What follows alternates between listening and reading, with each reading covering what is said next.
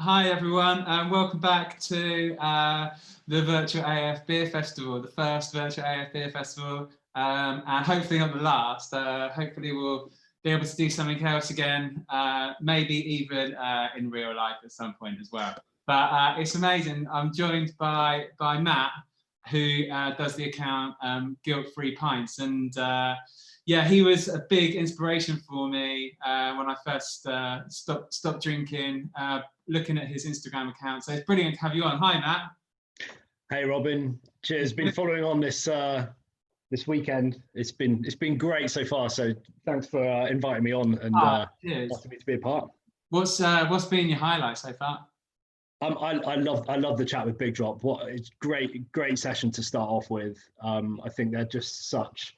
It's a great story coming from the London lawyer background, and I just think it's something that will resonate with so many people. Definitely. I think with they're just leading the way in innovation with their beers as well. They're just great speakers. Very passionate. Yeah, definitely. They're great, and I think, like you say, it's a good way to start it off. Like they are the innovators at the moment, and So thank you for coming, and like I think maybe to give people a bit of a background, like a bit about yourself, and then we can get on to talking about some of the things you're involved with, stuff we've done together, and yeah, cool. Cheers.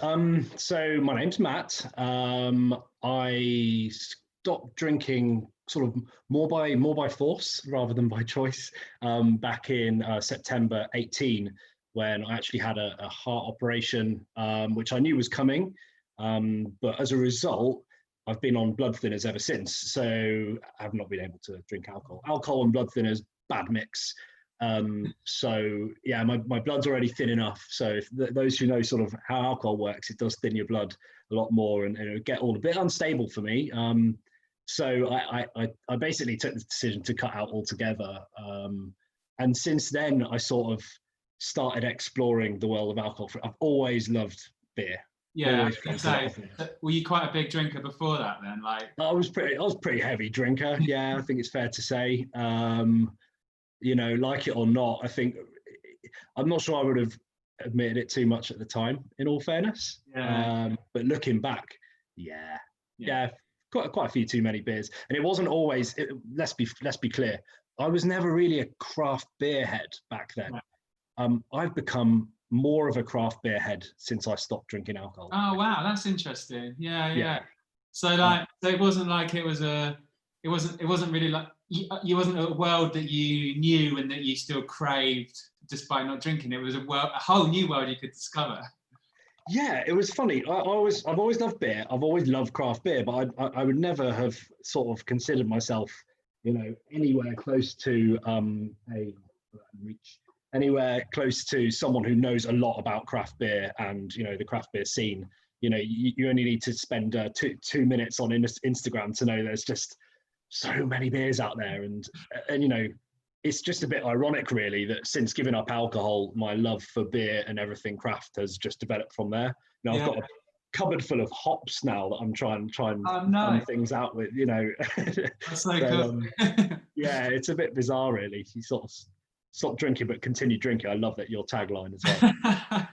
Yeah, that's it, because I hate telling people that I've stopped drinking. Like when you tell people that you stopped drinking, but like I was saying to Laura before, like I probably drink I probably drink as much now as I did, well, more than I did before, like because there's such an amazing world out there, and we make connections with people, and we want to try the new stuff. And unlike you, I kind of did like real ale and craft beer before, and I like that scene. I like the whole sort of brewery culture and that sort of thing.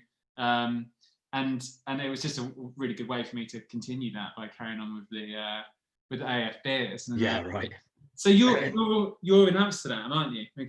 So I moved here September 17 through work, and originally from North London, and spent basically my life there, apart from 4 years up in Stoke at university. And yeah, since it was a year after moving here, when I just before a year, when I got told I needed this operation that I've been waiting for years but didn't know when it was. and basically had the op here really. And you know, it's actually funny. So being based in Amsterdam, you sort of tell your mates you're moving over here, and or people say, oh you live in Amsterdam, eh? Yeah. The world of debauchery, drugs, alcohol, stag do's and whatnot. And my life could not be further away from that. You know, I've become this sort of like sort of self-made expert of alcohol free, and you know, I'm struggling to stay up beyond 11 p.m. or stay out beyond that time, you know, because I'm not sugar filled. And so yeah, it's funny that, but yeah, the scene here is brilliant as well. And in a slightly different way to the UK, in that what you've got in the UK are these brand new alcohol-free brewers cropping up all over the place, innovative craft, and it's wonderful. Whereas here in the Netherlands and also in Germany, in particular, you've already got sort of embedded, ingrained alcohol-free beer sort of culture. It's less focused on drinking generally, the culture, I feel. And because of that, you know, the Radlers came out of Germany. You know, you've got pretty much an alcohol-free beer in most pubs. It's on the menu. It's right there highlighted. No, it's not a wonderful craft option. No, it's an option still. Yeah. And that's we're behind with that, I think. Well, not so much anymore, but we're caught up maybe now. But yeah, I think you're lucky to have that, where you know you could go in and get something. Yeah, I think so. And you kind of need to do a bit less selling to the bars and whatnot, because they've always got an option. And I think the next step for me here is to sort of talk to, because everywhere I go in, I do challenge some on why they have the more bog standard sort of AB InBev, which, you know, you and I have discussed the merits of your sort of really macro alcohol-free beers, for which, you know, it's clear there are, it's a great option for people and it's a way into the market. And now for me, the sort of next step would be to try and get the catering industry to explore what is possible now, just the way that, you know, you've done so brilliantly, you know. Thank you. Yeah, I think that's it, isn't it? That's it's hard. Like, I think a lot of people don't know that it even exists, like that there's this work out here. And like, or they're just not really that bothered, they put an option on. But I think there is that thing of like, if people knew about it, you'd see it more. And I think that's like, I mean, yourself, like, you did an Instagram page, and you've got a few thousand followers there, and that's been I imagine it's been a really good way to connect with the craft beer world, people that do drink, and that are just interested in craft beer. Because of the pictures you put up, it just looks like it is a normal beer, you know what I mean? Yeah, it is a beer. like people flicking through their Instagram, that your pictures are going to come up, and then so talk a bit about that. Why did you why Instagram? Were you into your photography before? Like, you weren't into your beer, were you into your photography, or was that new as well? No, that's new as well. That is new as well. It's I've got to do something with all this time that I've got back, Robin, right? From spending my life hungover and, you know, getting over a stinker of a hangover and watching football, you know, you got this free time again. Yeah, right. What do we do with all this time? I was on Instagram before. I never really used it. The odd dodgy out of focus picture of my food. I love my food as well. And you know, when I started doing the Instagram, the main thing was because I went on Untapped, and you know, and I know you're big on there, and you've got a great account. It's just hundreds of beers. It's brilliant on there as well. And I started catching up with it now. But when I started out on there, and that was my first option, right? I'm going to start exploring the world of alcohol-free beer. Where do you start? Well, let's go to a beer app that's used by millions of people, right, and see what's going on there. And what I quickly realized was that the majority of people who had drunken alcohol-free beer had done so by accident, and had therefore rated it pretty low down. Always the same stuff. It's watery, it's thin. I bought it by mistake, thought it had booze in, looked really good, but then it was no alcohol. What's the point? You know, the same sort of stuff. And I thought, well, all right, well, how can we start sort of changing that story a little bit? Yeah. And Instagram was obviously, I started taking a few pictures. Hey, look, camera phones have gotten so much better now. I know, yeah. Stick a few filters on there and make you look like a genius. Yeah, I think that was my sort of the first motivation really to try and start changing. Change, conceptions of it, and change the story. Yeah, I think you do a really good job, and like I said, like that for me was the reason I started doing it as well. Like to have, I know a lot of your stuff is European based. You get a lot of the UK stuff as well, but I try. For me, I thought there wasn't really anything UK focused over here. But then that quickly turned into wanting to go European. Yeah, and then you're taking trips to Poland. You're off to Germany as well. Exactly. Yeah. So that for me, it was very shortly after I stopped drinking. We'd already had the holiday booked up to go to Germany and Poland, and that was such an eye opener. Like it was just the amount of beers that are available, and like you say, it just is a lot more normal, and like there's a bigger range. People you see people drinking it a lot more, and it's just in the culture. And like the Polish beers, like I've banged on about them for ages. Like I love them, and you're starting to get some of them now, like on the continent, aren't you as well? So yes, yeah. So I've been talking to a couple of folk who are starting to import it and just seeing the worth of doing so. And these have come from craft importers, people who are bringing in beer, craft beer, and are seeing, there's actually breweries on the continent will have an alcohol-free version. Why ignore that anymore? If there's a market and a growing market for it and people are going to buy it, then it's got to be, you can make it more accessible and make it more exciting. It's not just a boring multi-sweet lager anymore that the head dissipates after 2 seconds. There's some incredible stuff. You've showcased them this week. The Mikkeller Blueberry in the Limbo series. It's madness. And the other one that I'm not sure I can't remember if you mentioned it, is the Omnipolo boys. I mean, they're crackers, and they've got, and it extends to the alcohol-free range as well. And I think that's what's really quite interesting on the continent, is the willingness to experiment. Definitely, and that's like, I think, like for me, I wasn't a big I was into craft beer obviously before I started drinking, and I wasn't crazy about all the mad experimental stuff. Like I like my beer to be like normal beer, not normal. You know what I mean? I like IPAs, lagers, stuff. You, But like when these Omnipolo ones came out, like they're like smoothies. And as much as I was like a bit disappointed, I massively appreciate like the fact that they're putting in the same amount of time and effort and innovation and experimentation into the alcohol-free beers that they have done with their alcohol beers. So it's like Laura said before, like you don't have to be into everything. Like people have their different tastes. So like what are your what's your favorite styles? What have your highlights been? I mean, you've had so many. Like I know it's hard to like put. What about what you've had in Amsterdam, in Holland? I know I get this asked all the time, right? And a colleague is always challenging me to list down my 10, and I keep putting him off. I'm like, I'll do it. I'll do it one day, and I'm scared to publish it because there's a new one that will overtake something. You did the desert island drinks, right? And I think I messaged you a couple of days before. I was like, no, hold. I think I need to change it. Your mind like 3 times. Look, there's some great ones here. The Van der Streek boys, and I think that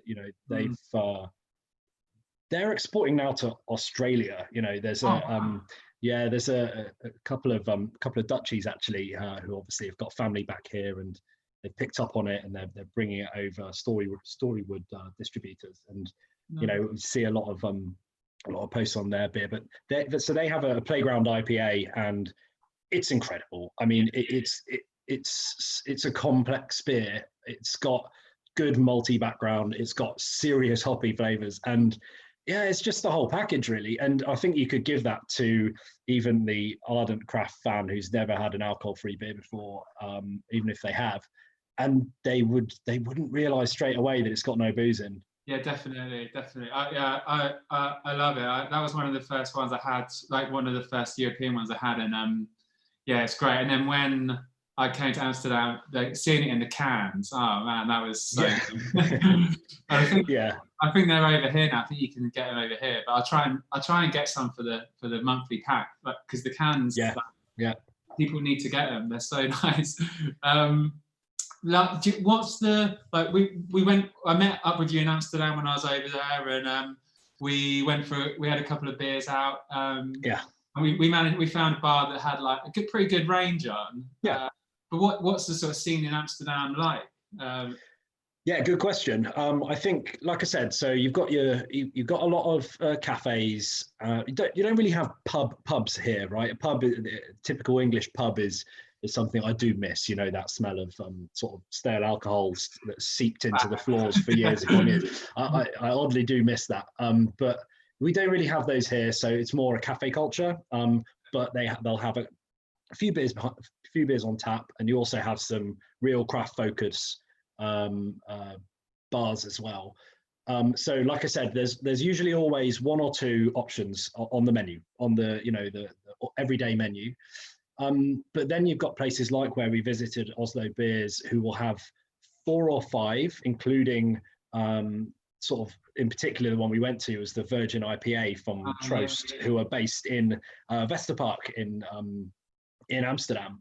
And that's a great IPA as well. It's a sort of it's a non-alcoholic version of their NEPA, of their New England IPA, and it's wonderful. And where you can pick places like that up, and who are really showcasing, or at least attempting to put the same sort of effort into their alcohol-free ranges as well as their other ranges, then they're the ones to call out. I think one thing we miss, and I'm really jealous of, particularly being back in from being in London, and I look over in sort of green envy, is the amount of taps you've got now in the UK who are offering an alcohol-free range. And I think that's one thing that I will be sort of I wouldn't say campaigning for, but I'll certainly be sort of asking more of bars here, when are we going to get some on tap, Yeah, I mean, yeah, I think you should. Like, it needs people to shout about it, and the bars might not necessarily think it's worthwhile unless people do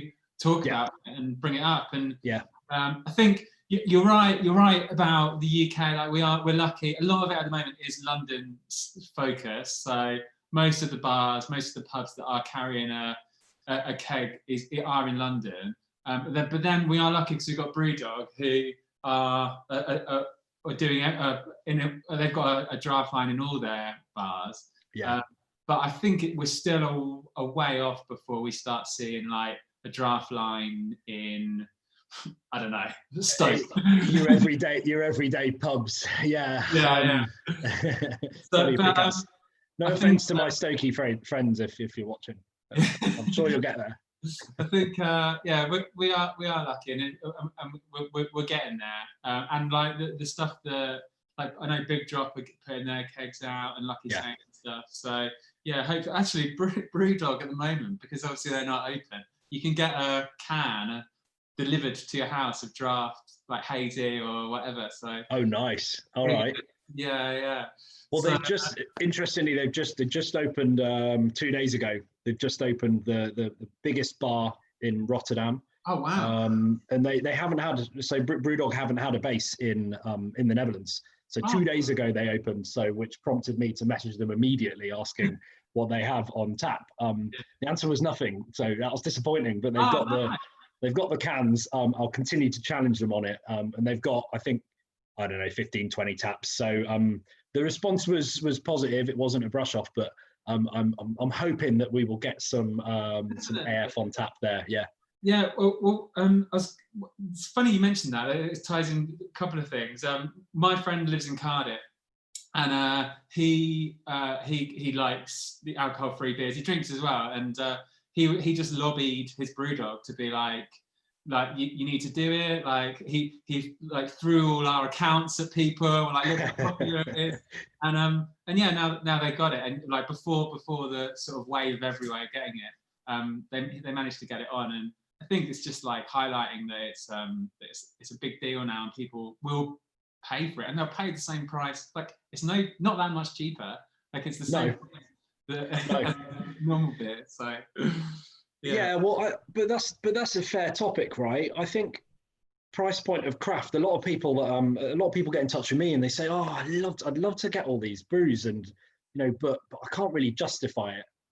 And one of my questions is, but yeah, that's fine, but you're not going to drink as many, right? I think after a while, I think you get a little bit saturated with it, and you're not going to have to go on a proper session and get fueled by that fuel and the sugar and alcohol. And so I still find it as real as a treat, yeah, definitely. And that's definitely something that's come up with the conversation we've had yesterday morning and this morning, like that it is that occasion thing. It's like you just want that crack of a can, bottle, whatever it is. And yeah, like you don't really, I think that's it. And the other question was, so this kind of ties into that as well. Pete asked, has your alcohol-free journey rubbed off on any of your friends or family? Like, are you influencing not just Instagram, your friends as well? Yeah, I've got a few. I got a few people who have been amazing on this. So my girlfriend Margot, she still has the odd glass of wine. Not a massive drinker, but also, she'll always have a sip of my alcohol-free beers, and she's got some favourites now. The Lowlander in particular is their new ones, their new IPAs. My mate Rob, shout out to him because he actually came up with my Instagram handle. So he came up with Guilt-Free Pints, so I can't miss him out. But yeah, a huge one for me is my mum. And she's always got a Mikkeller Drink in the Sun in the fridge now. Yeah, and she's definitely one who have the preconception of, well, alcohol-free beer, what's the point? And it's all rubbish. Yeah. So, what you do in that format. So I think that's definitely changed. And also her husband Gareth is big on the athletic brewing, which I put him onto. Oh, nice. Yeah, a lot of mates actually, and actually, if I may, I did a big cycle a year after the operation over from Amsterdam to London, and teamed up with Wise Bartender, just to sort of provide a bit of a range, who are also been sponsoring this, and they supplied all the beers. So. Yeah, exactly right. Tom's great, and he sent a few over, and we kind of did a little showcase. I finished the big cycle from the hospital where I had the operation here, and I finished it in the hospital where I had my operation when I was 10 weeks old, in Harefield in North London. And we arranged to meet there and then just all walk to the pub afterwards. And we put on a selection of alcohol-free beers just to sort of show everyone what's possible, and to kind of showcase that link between positive health, and both mental and physical, and beer as well, because beer doesn't need to be an unhealthy thing as well. So yeah, I think loads of shout outs, and a lot of people that I'm trying. I probably talk too much about it, to people probably getting a little bored with me now, but yeah, it's here to stay. So you have to get used to it. I find it the same as with running. Like I'm like, I don't want to be the one who brings it up. Like I don't want to be the one who like always the first and only thing they talk about is not alcoholic beer or running. Like if somebody wants to ask me about it, that's fine, but like I don't want it to be like the main topic, the main thing that people know me for. Sometimes you just you'll get branded. You'll get branded, Rob. So we should probably talk about like some of the beers. So what we're drinking, some of your favourites. So we're drinking the Hawk's Head, and this one Matt posted about it the other day, really positively, and it's from Hawk's Head Brewery, who are based in the northwest, and they're like I guess they're a traditional sort of craft brewery, keg and cask beer, and then they brought out this 6 months ago maybe, I'm not sure, and it's so good. Like I think I've had a few cans of it, and I think this is the best. Like the one I've got here is pretty fresh, and it's amazing. Yeah, I tried it for the first time 2 days ago. I'd seen your posts on it. I'd seen Pete's posts on it as well. Again, with green eyes, going, "Oh, I really want to get this one. Like, it's got good ratings," and I finally managed to get hold of it, and it's really lovely. Yeah, it's got that really nice balance in it. And I'm going to do a quick plug for the box I've got. That's going to be in the box. And actually, I was thinking maybe if I go through them, you can tell me a little bit about the beers. You got to hope that I like them, though, Robin. Right? I mean, well, I'm kidding. Hey, I know you're liking them because I like them, and they're really good. So I'm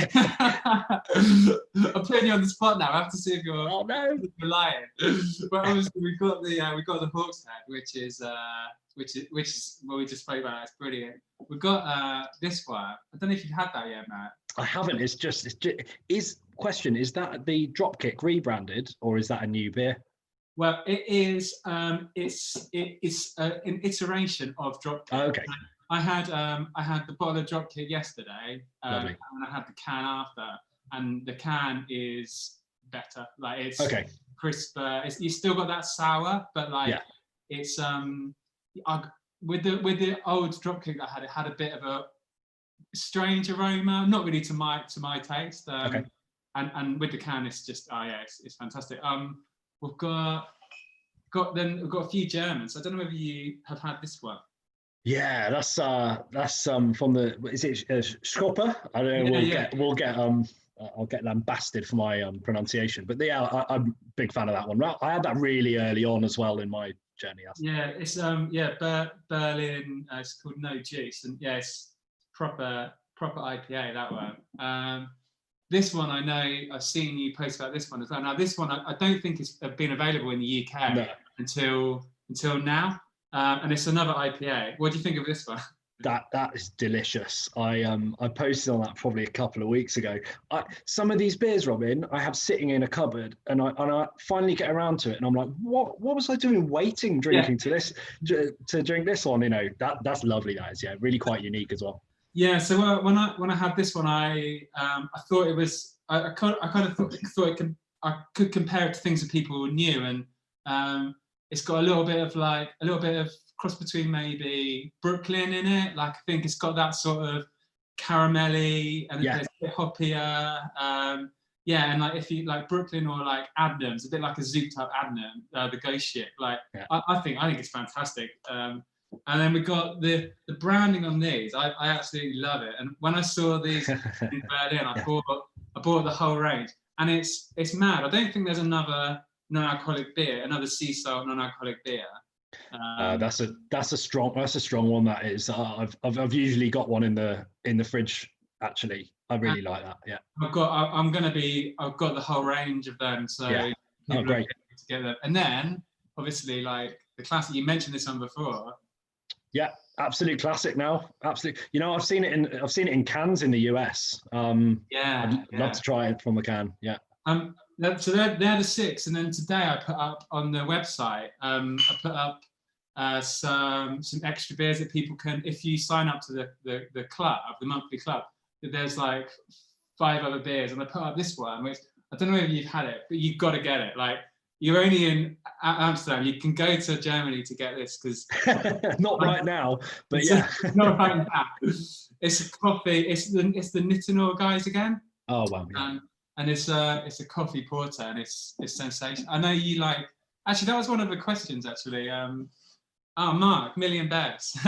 He asked like what styles do you miss from actual beers? Like, is there anything? I guess if you weren't really big into it before, is there anything you think that's not quite there? Like any styles that aren't quite there yet? Yeah, lager. Yeah, a bog standard bang on lager, and I think that there are a couple of fantastic efforts. The Infinite Session guys are good. Yeah, I mean, look, Lucky's saying, I think it goes without saying. I think that's a lager with a twist, right? The unfiltered nature of it. I think if you show that to a lot of people, they'll go, well, that doesn't look like lager. It doesn't look like my Foster's at the tap or whatever they're used to. I know what you mean. You like a proper crisp lager. Yeah. And I tried the smashed lager actually. just last week, which I thought was very tasty. Okay. Yeah, a big upgrade from their soft lager before, from Nice. Drinks Unlimited, I think. Yeah, that was pretty good. But yeah, I think that's an easy answer. Yeah, lager. Yeah, yeah. I'd say like I was a big big stout drinker Yeah. before. Okay. And I think like up until the last couple of months, with some of the stuff I've had recently, I probably would have said that. But I had one from Germany. I can't remember, beginning with a K. You might know the guys do that. Oh yeah, it's unpronounceable to Kurt our or something. I can't terrible remember. tongue. Yeah, they did a fantastic porter. The new stout, the new Mikkeller one is brilliant as well. Flat Obviously, white. Yeah. yeah, Big Drop were doing it, like they were leading it. Yeah. But apart from that, there wasn't really much else. And obviously, this new Lola Porter, it's great, and hopefully they get it out here beyond just what I've got, because this is brilliant. Mark said an AF mild. Did you ever have milds back in the day? A mild. Oh no! What? I think that's way before our time, isn't it? Yeah. Well, yeah. I guess you used to be able to get them in our where we were brought up. If you went to the local pub, you could get a pint of milds, and yeah. Maybe that's we should have asked Big Drop if they want to do a mild. Yeah, that would have been a great question. I would like to see Rob's face.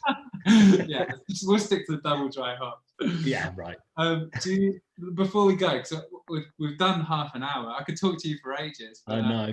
What best designed bottle? So what branding do you like? What cans really shout out to you? There's a couple behind me. So I'm going to do a little competition actually, or a little giveaway soon. Probably this weekend, just on some of these European beers. And in it are the Lervig options. So you got No Worries, which is here. Let me just grab it because it's awesome. Yeah. And you check out their labels all around, and right. They're so funky, so quirky. So I think this one, and then also the Tool Implosion as well, is a work of art. However, they've with their second batch of the Tool Implosion, they've changed the branding. So it's a different label. Yeah, I guess must have been quite confusing to people before. Like, if you don't know the craft beer scene, it would have been like to see that can, you wouldn't have a clue what's going on. Yeah, right. It's amazing. That is an amazing can. Oh, cool. Yeah, no, I agree. Those Lervig ones are amazing, and I really like the Big Drop, the rebranding they've done as well. Yeah, it's great, and that's another thing, isn't it, Robin? Like, with the rise of alcohol-free beer, the rise of quality, the rise of people talking about it and people giving it the time it deserves, comes the effort that the brewers and the marketers will put in on creating nice labels and making them more appealing without having to try it.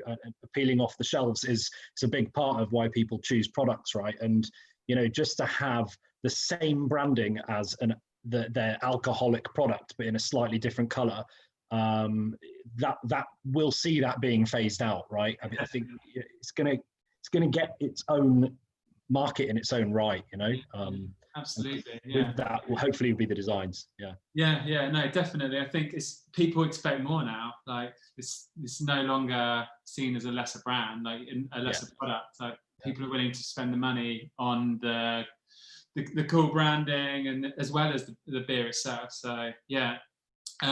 Right, we better go, otherwise we're going to end up like plugging up the YouTube thing for so long. Massively appreciate it, Matt. Thank you. And we mentioned your Instagram. It's guilt-free pint, isn't it? Guilt-free pints, all one word. And yeah, I'm gonna, off the back of this, I mean, if you're not following Robin, you must be, but you've got to be by now. But if you're not, just hop on, because this has just been brilliant. It's been fantastic to just be a part of, and the amount of chat around the weekend has just been wonderful, and to listen to some sort of real industry leaders and people who really know their stuff and love talking about it has been wonderful, and to be part of the forum is really, really great. So thanks for having me on. No, I really appreciate it, and hopefully we'll get to meet up again sometime. Yeah, let's. What I would love to do is to do an AF bar crawl in London when all of this craziness ends. So yeah, maybe you can help me out with some event planning tips on that as well. We'll get that going. It can keep us busy. Like we haven't got enough to do. Yeah. All right. Well, cheers, Matt, and enjoy the rest of the weekend. Cheers, Robin. Cheers.